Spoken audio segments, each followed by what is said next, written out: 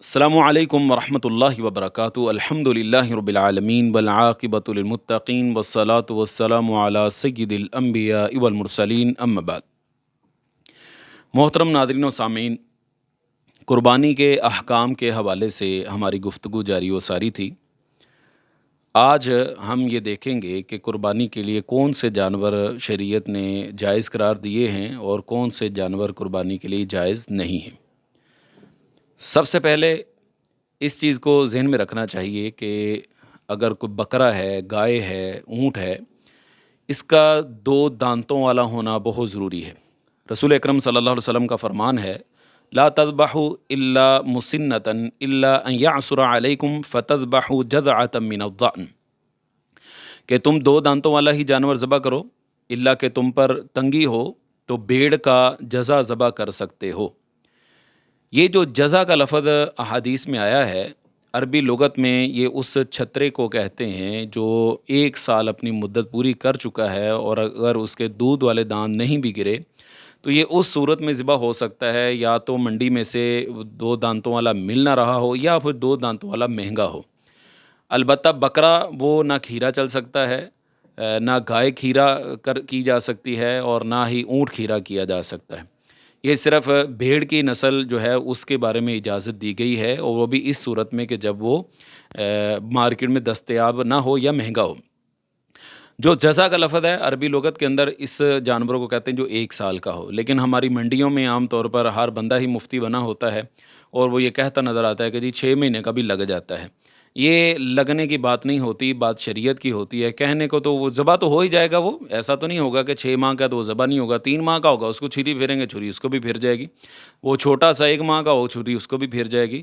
مسئلہ یہ نہیں ہے، وہ اللہ کے ہاں قابل قبول نہیں ہے، کیونکہ نبوت والی زبان مبارک سے یہ آرڈر جاری ہوا ہے۔ اسی طرح قربانی میں 4 قسم کے عیوب اگر جانور میں پائے جاتے ہیں تو وہ جانور ذبح نہیں کیا جا سکتا۔ نمبر 1 کہ وہ کانا ہو، اور کانا پان بھی بالکل واضح ہو، ہلکا سا مائنر سا ہو تو اس کا کوئی ایشو نہیں ہے۔ لنگڑا ہے جانور، لنگڑا پن بھی بالکل واضح ہے اور وہ لنگڑا کے چلتا ہے، ایسا جانور بھی قربانی کے لیے جائز نہیں ہے۔ سینگ ٹوٹا ہوا ہو اور اسی طرح کان کٹا ہو، بیمار اور بہت زیادہ کمزور ہو جس میں چربی اور ہڈی کا گودا تک ختم ہو گیا ہو، یہ قربانی کے لیے جائز نہیں۔ یہاں ایک سوال پیدا ہوتا ہے کہ آخر یہ اہتمام کیوں کروایا جا رہا ہے؟ اگر کسی جانور کا کانا پن ہے تو ظاہری سی بات ہے اس کے کانے کے اثرات جو ہیں وہ گوشت میں تو نہیں آئیں گے، یا اگر وہ لنگڑا ہے تو اس کے اثرات بھی گوشت میں منتقل نہیں ہوں گے۔ تو اگر بوڑھا جانور ہے تو بوڑھے جانور کی تو چلیں یہ بات سمجھ میں آتی ہے، لیکن باقی 3 عیوب کے اندر کوئی ایسا مسئلہ نظر نہیں آتا۔ مسئلہ یہ ہے کہ شریعت ہمیں اس بات کا عادی بنانا چاہتی ہے کہ اللہ رب العالمین کی راہ میں جب بھی خرچ کیا جائے تو عمدہ مال خرچ کیا جائے۔ کم تر اور گھٹیا مال اللہ کی راہ میں نہیں خرچ کرنا چاہیے، خامیوں والا مال اللہ کی راہ میں خرچ نہیں کرنا چاہیے۔ قرآن مجید کے اندر بھی اللہ تعالیٰ نے فرمایا ہے انفقوا من طیبات، کہ اللہ کے راستے میں عمدہ مال خرچ کرو، پاکیزہ مال خرچ کرو۔ اور یہی وجہ ہے کہ شریعت ہمیں اس بات کا عادی بنا کر ہمیں یہ عادت ڈالنا چاہتی ہے کہ ہم عمدہ مال اللہ کی راہ میں خرچ کریں۔ لیکن ہم دیکھتے ہیں نقلی نوٹ ہو وہ بھی اللہ کے گھر میں ڈال دیتے ہیں، اور وہ نوٹ جو کہیں بھی نہ چلنے والا ہو اس کے بارے میں بھی ہمارے تاثرات ہوتے ہیں کہ اگر اللہ کی راہ میں بھی کچھ خرچ کرنا چاہیے تو ایسا ردی مال اللہ کی راہ میں نہیں خرچ کرنا چاہیے۔ رسول اکرم صلی اللہ علیہ وسلم کے ایک صحابی انہوں نے جب یہ آیت سنی لن تنالوا البر حتی تنفقوا مما تحبون، کہ تم نیکی کی حقیقت کو اس وقت تک نہیں پہنچ سکتے یہاں تک کہ تم وہ خرچ کرو جو تم پسند کرتے ہو۔ تو ان کا ایک باغ تھا جو ان کو سب سے زیادہ محبوب تھا، رسول اکرم صلی اللہ علیہ وسلم کو گواہ بنا کر وہ سارے کا سارا باغ اللہ کی راہ میں وقف کر دیا ہے۔ یہ بہت بڑی بات ہے، کوئی چھوٹی سی بات نہیں ہے، لہذا اس کا اہتمام کرنا چاہیے۔ رسول اکرم صلی اللہ علیہ وسلم نے کیسا مینڈا کیا ہے؟ آپ علیہ الصلوۃ والسلام نے جو مینڈا ذبح کیا، صحابی بیان کرتے ہیں کہ سینگ والا تھا اور اس کا رنگ سفید تھا، آنکھوں کا ہلکا سیاہ تھا، ٹانگیں بھی سیاہ تھیں۔ افضل یہی ہے کہ ایسا جانور اگر مل جائے تو بہت اچھی بات ہے، اگر نہ مل سکے تو یہ کوئی لازمی اور فرض نہیں ہے۔ اسی طرح قربانی کے مسائل میں یہ مسئلہ بھی اہم ہے کہ قربانی نماز عید کے بعد ذبح کرنی چاہیے۔ اگر نماز سے پہلے ذبح ہو جائے تو یہ شرعاً کفایت نہیں کرتی، اس لیے کہ رسول اکرم صلی اللہ علیہ وسلم کا فرمان ہے من ذبح قبل الصلاۃ فانما یذبح لنفسہ، جو بندہ نماز سے پہلے قربانی کرے گا وہ قربانی اس کی اپنی جان کے لیے ہے، شریعت کی نگاہ میں وہ قربانی نہیں ہے، شرعاً وہی قربانی سمجھی جائے گی جو اس نے نماز کے بعد کی ہوگی۔ پھر اس کے بعد پانچواں مسئلہ یہ آتا ہے کہ ذبح کرتے وقت جانور کو قبلہ رخ کر لینا چاہیے اور یہ دعا پڑھنا مستحب ہے۔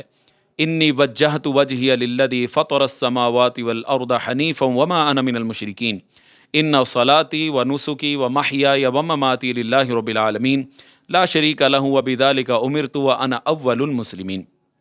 یہ دعا پڑھنے کے بعد جب ذبح کرنے لگے جانور کو لٹا کر اس کی گردن پر پاؤں رکھا جائے اور بسم اللہ واللہ اکبر اللہم ھذا منک ولک، کہ اللہ کے نام سے، اللہ سب سے بڑا ہے، یہ تیری طرف سے اور یہ تیرے لیے، دعا پڑھ کے چھری پھیر دینی چاہیے۔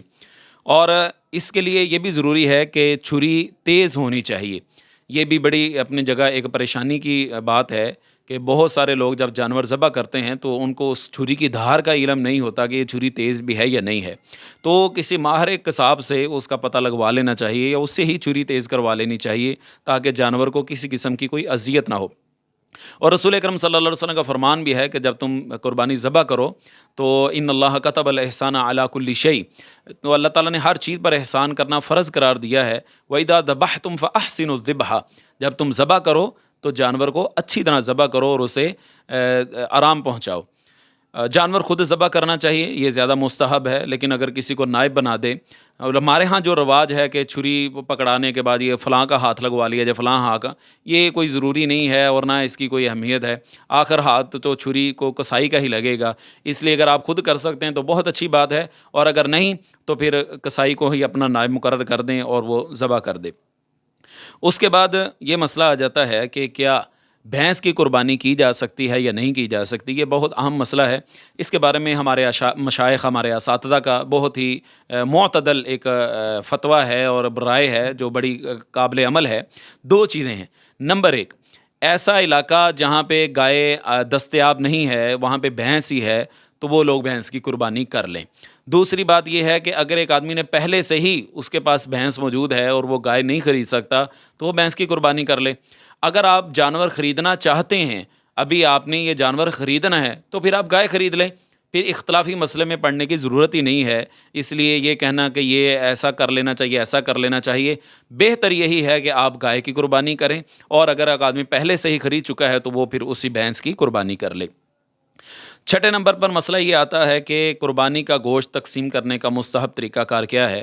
اخلاقی طور پر اسے 3 حصوں میں تقسیم کرنا چاہیے، ایک غریبوں میں تقسیم کر دینا چاہیے، اور ایک رشتہ داروں میں تقسیم کرنا چاہیے، اور ایک حصہ اپنے گھر والوں کے لیے رکھ لینا چاہیے۔ اور یہاں پہ یہ بھی ہے کہ اگر کوئی آدمی اپنے طور پر اپنا گوشت سارا گھر میں فریزر میں رکھنا چاہے، اسٹور کرنا چاہے تو تب بھی گنجائش موجود ہے، لیکن اگر وہ پورا سال کھا رہا ہے، اللہ تعالیٰ اس کو دیتا ہے، وسعت دی ہوئی ہے، تو پھر اس کو غریبوں میں وہ تقسیم کر دے، پھر جمع نہ کرے، بہتر تو یہی ہے۔ تو اگر وہ رکھنا چاہے تو تب بھی شریعت کی طرف سے کوئی اس کے اوپر قدغن نہیں ہے، کوئی پابندی نہیں ہے، وہ سارے کا سارا بھی رکھنا چاہے تو رکھ سکتا ہے۔ اور ایک بات یہاں پہ بڑی اہم ہے کہ یہ جو ہمارے ہاں تبادلے ہوتے ہیں گوشت کے، یہ نہیں ہونے چاہیے۔ قربانی کا گوشت ان رشتہ داروں کے گھروں میں بھیجیں جنہوں نے قربانی نہیں کی۔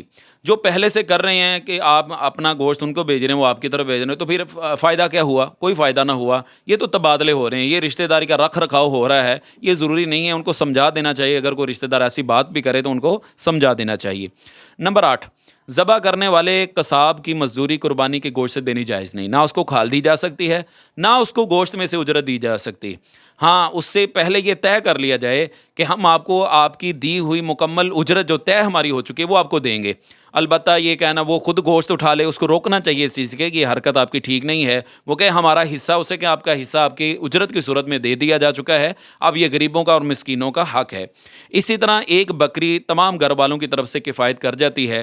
سیدنا ابو ایوب انصاری رضی اللہ تعالیٰ عنہ بیان کرتے ہیں، کان الرجل فی عہد رسول اللہ صلی اللہ علیہ وسلم یضحی بالشاۃ عنہ وعن اہل بیتہ، کہ رسول اللہ صلی اللہ علیہ وسلم کے زمانے میں ایک آدمی ایک بکری پورے گھر والوں کی طرف سے کر لیتا تھا۔ اور اس کے بعد قربانی کے مسائل میں سے یہ بات بھی آ جاتی ہے کہ جو بندہ قربانی کا پختہ ارادہ رکھتا ہے وہ ذوالحجہ کا چاند نظر آنے کے بعد نہ اپنے بال کٹوائے نہ ناخن کاٹے۔ چاند نظر آنے سے پہلے پہلے وہ اپنے ناخن وغیرہ کٹوا لے، بال کٹوا لے، اس کی غیر ضروری جو بال ہیں ان کا وہ اپنا اتروا لے۔ یہ اہتمام اس شخص کے لیے ہے جو قربانی کرنا چاہتا ہے، اس کے لیے یہ ضروری ہے، لازم ہے۔ اور یہ بال اس وقت کٹوائے گا جب وہ قربانی ذبح کر لے گا، وہ چاہے دوسرے دن کرے یا تیسرے دن کرے۔ تو یہ قربانی ذبح ہونے کے بعد جو ہے وہ اپنے جو بال وغیرہ کاٹ سکے گا، جیسا کہ حدیث کے الفاظ ہیں حتی یضحیہ، یہاں تک کہ وہ قربانی کر لے۔ اس کے بعد اگلا مسئلہ ہے جو شخص قربانی کرنے کی استطاعت نہیں رکھتا، وہ بھی اگر ان چیزوں کا اہتمام کر لے گا تو اس کو اللہ تعالیٰ اجر عطا فرمائیں گے۔ ایک اور بڑا اہم مسئلہ ہے کہ کچھ لوگ اس قربانی کے جانور کے اندر عقیقے کو بھی اکٹھا کر لیتے ہیں، یہ جائز نہیں ہے۔ قربانی ایک الگ عمل ہے، عقیقہ ایک الگ عمل ہے۔ قربانی کے لیے جو شرائط ہیں وہ عقیقے میں نہیں پائی جاتی، لہٰذا لڑکے کی طرف سے 2 جانیں ہیں اور لڑکی کی طرف سے 1 جان، اس کا اہتمام شریعت نے ہم سے کروایا ہے اور ہمیں بھی کرنا چاہیے۔ یہ عمل درست نہیں ہے۔ دیکھیں، ایک سینگ ٹوٹا ہو، ایک سینگ اگر کم ہے تو اس کی قربانی نہیں ہوتی، چاہے جائے کہ آپ قربانی کے 2 حصے اٹھا کے عقیقے میں شامل کر دیں، تو یہ کوئی لاجک اچھی نہیں ہے اور شریعت نے بھی اس کی کوئی گنجائش نہیں دی۔ قربانی الگ ہے اور عقیقہ الگ ہے، ان دونوں کو الگ الگ محل پہ ہی رکھنا چاہیے۔ اللہ رب العالمین ہمیں عمل کی توفیق عطا فرمائے۔ اگلی ویڈیو میں آپ عقیقے کے مسائل جان سکیں گے کہ عقیقہ کیسے کرنا چاہیے اور کیا صورتحال ہونی چاہیے۔ اللہ تعالی ہم سب کا حامی و ناصر ہو۔ اجازت دیجیے، السلام علیکم ورحمۃ اللہ وبرکاتہ۔